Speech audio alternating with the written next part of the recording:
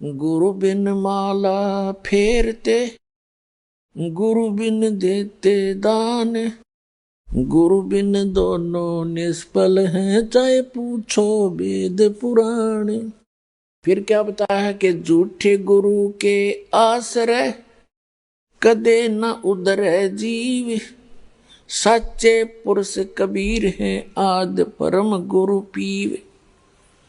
और झूठे गुरु से भी नाम लेकर जीव उद्धार नहीं हो सकता।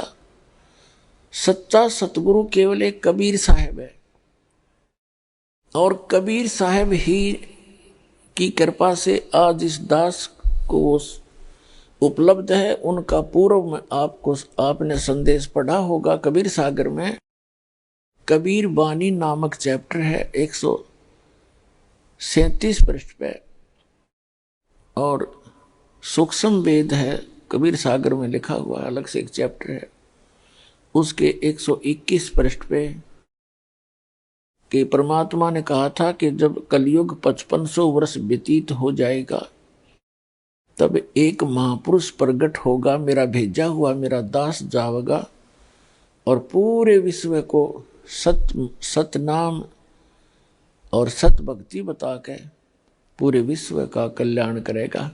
पूरी पृथ्वी के प्राणी उपदेशी होंगे। ये परमात्मा का आदेश है 600 वर्ष पहले का।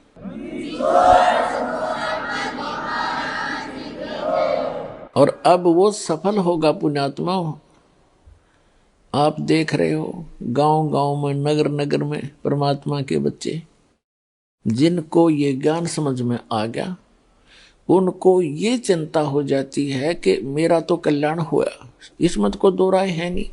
यहां से भक्ति प्राप्त होने के बाद उस प्राणी का मोक्ष कंपलसरी है, गारंटीड है, लेकिन कंडीशन है कि मर्यादा में रहे। और भक्ति कोई विशेष भी नहीं इसमें करनी, यानी विशेष वो नहीं है कि कोई हठ योग नहीं। इसको चलते फिरते, बैठ के, लेट के, कोई रोगी है, बीमार है, नहीं बैठ सकता, लेट के भजन कर ले, सिमरण से मोक्ष होगा।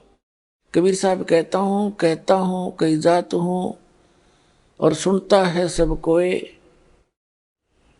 और सुमरण से भला होगा ना तो भला नहीं हो, यानी सुमरण तय मोक्ष होगा।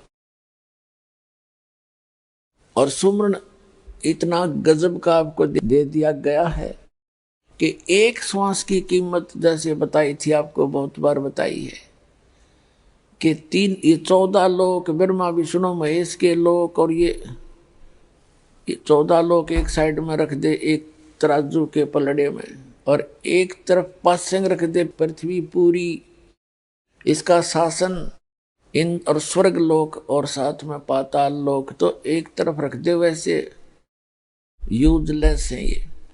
और एक श्वास के सिमरण का, सतनाम के सिमरण की इतनी कीमत है। तो सिमरण आप ढंग से करते रहना, मर्यादा में रहना, भजन जरूर करना, लेकिन कसक के साथ करना। यहाँ से दिल उठाए रहना कि ये लोक ठीक नहीं है।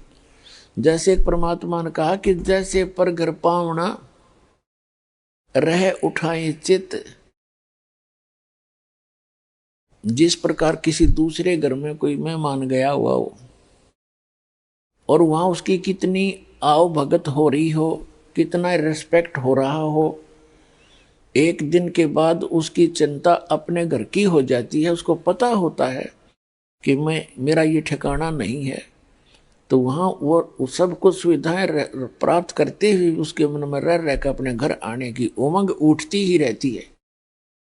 तो इस प्रकार आप यहाँ पर घर में रह रहे हो, आप दूसरे के स्थान पर रह रहे हो, आपका निज घर वो सतलोक है। जब तक जिस व्यक्ति, जैसे कोई व्यक्ति बाहर गया हुआ है रिश्तेदारी में और उसको घूटी पिला दी, और जब उसकी घूटी उतरे उसने फिर एक प्याली पिला दे, तो उसने चाहे 10 दिन रोक लो हुए, क्योंकि उसने होश को नहीं, उसमें नशे में उपड़ा है। वहां पर जब नशा उतर जाएगा उसका तुरंत अपना घर, अपने बालक, अपने बच्चे, अपने काम तुरंत याद आएंगे और तुरंत चल पड़ेगा। तो इस काल ने आपका यहाँ भांग प्या रखी आपको सबको, इस झूठे सुख की। कबीर साहब कहते हैं झूठे सुख को सुख कहे ये मान रहा मनमोद, ये सकल चबीना काल का कुछ मुख में कुछ बोध। ये कुछ ये यहाँ का जो सुख है कार कोठी बंगले, ये भांग प्या रखी आपते। और जब परमात्मा की एंटीबायोटिक कैप्सूलों से, मंत्र से, जाप से, ज्ञान से आपकी अभांग उतरेगी, फिर आपका चित्त उस सतलोक के अंदर ऐसे रहेगा जैसे पर घर में पावना यानी मेहमान रहता है। तो उस अतिथि के आए बिना आपकी मुक्ति नहीं होगी। तो इस ज्ञान को रह रहकर सुनना, भक्ति करते रहना। भक्ति से थोड़ी बन जावे पर करे कसक के साथ करे और मर्यादा में रहता हुआ करे तो सफल होगे। भक्ति करनी अवश्य पड़ेगी।